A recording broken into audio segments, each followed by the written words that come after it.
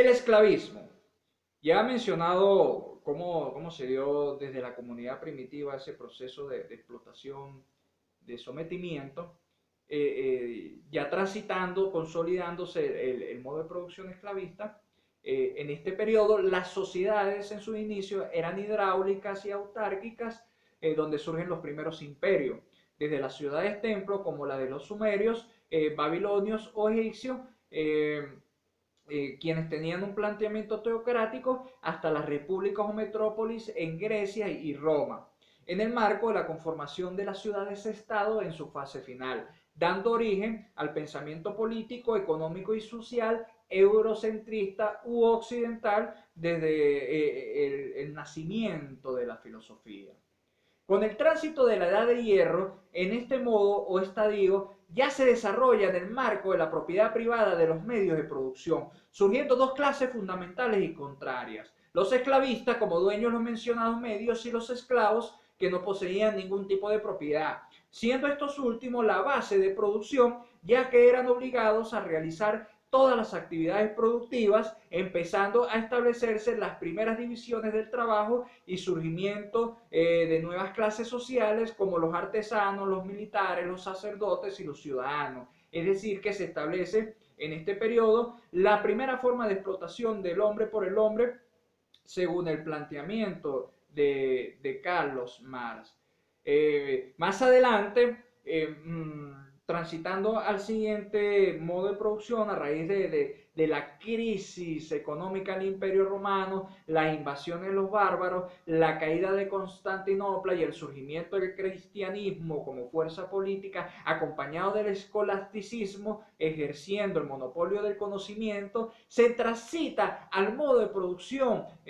feudal o como otros denominan precapitalista, como modo de producción emergente en Europa. En este periodo se consolidan las ciudades-estados y las monarquías absolutistas. Se agudiza la división de clases, el esclavista se transforma en señor feudal y el esclavo en siervo de la gleba, fortaleciéndose la propiedad privada de los medios de producción en base a la distribución de la tierra, donde se perfeccionan también las técnicas de cultivos, los oficios de los artesanos en la ciudad y el comercio.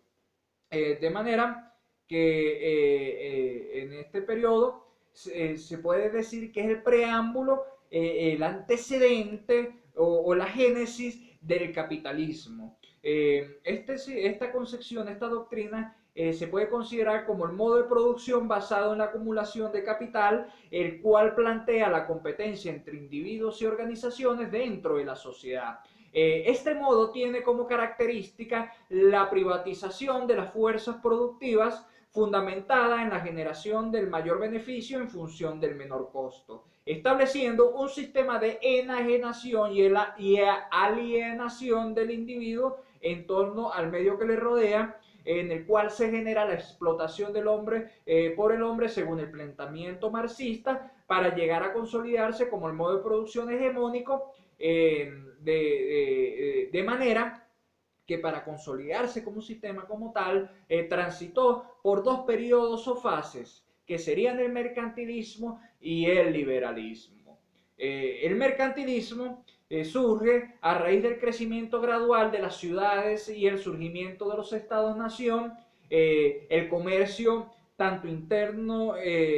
como entre países, conllevó a la transición del feudalismo al capitalismo mercantil a raíz del descubrimiento de nuevos territorios, específicamente en América y en Europa, y nuevas rutas comerciales, principalmente marítimas, que permitió que las naciones colonizadoras ejercieran esferas de influencia en el hemisferio occidental, partiendo de la acumulación de metales preciosos, estableciendo una política de expansión económica y militar que fortaleció el nacionalismo y que los gobiernos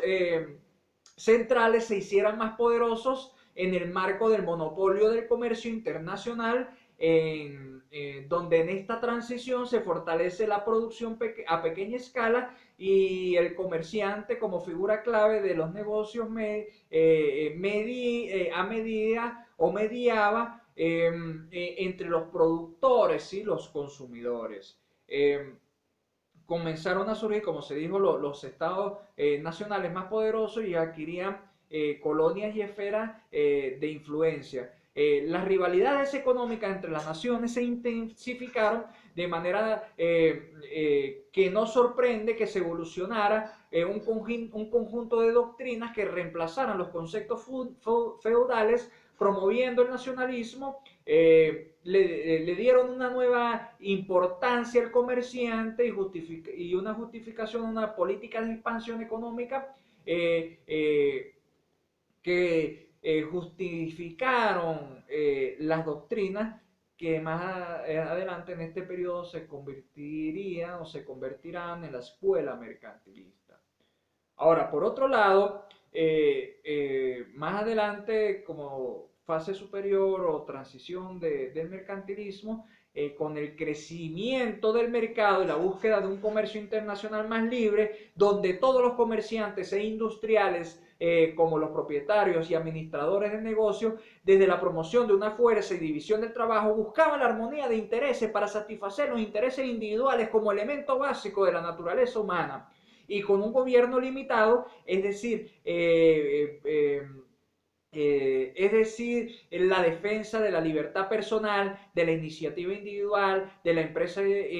privada y la intervención mínima del gobierno en el marco del laissez-faire y el laissez-passer, es decir, el dejar hacer, dejar pasar, surge el liberalismo económico como doctrina del modo de producción capitalista, donde la mano invisible del mercado, según el planteamiento de Adam Smith, regula las relaciones sociales las relaciones sociales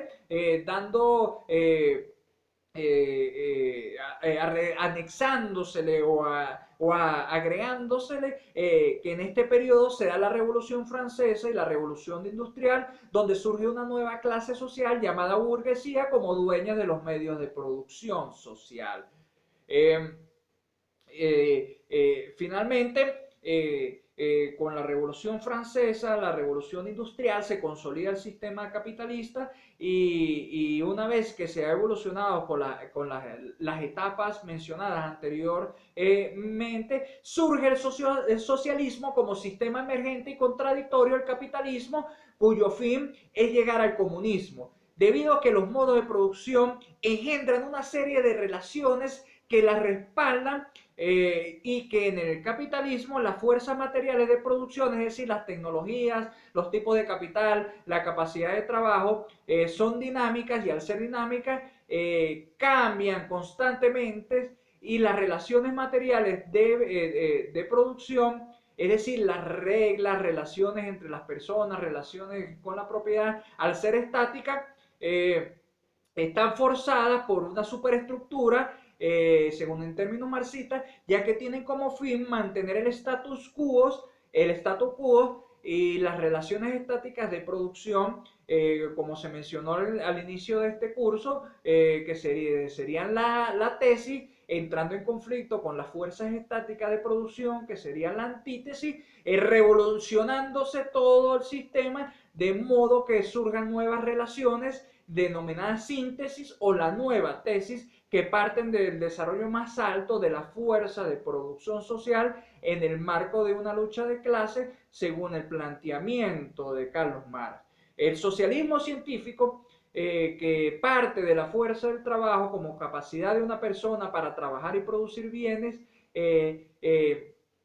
es un bien que se compra y se vende en el mercado, y el tiempo de trabajo, que sería el proceso de duración real de trabajo, que es socialmente requerido para producir artículos consumidos por los trabajadores y sus familias, genera desde la visión socialista una plusvalía en el marco de la explotación del trabajo, la cual se da cuando los trabajadores pueden producir en un día más de lo que deben consumir con el fin de mantenerse, y ese valor extra de producción lo toma el capitalista sin compensar a los trabajadores. De manera que la dinámica de acumulación capital concentra las riquezas en pocas manos, empobreciendo al asalariado, propiciando el escenario para la lucha de clases, es decir, que las relaciones de producción bajo el capitalismo se transforman rápidamente, ya que entran en conflicto con las fuerzas productivas,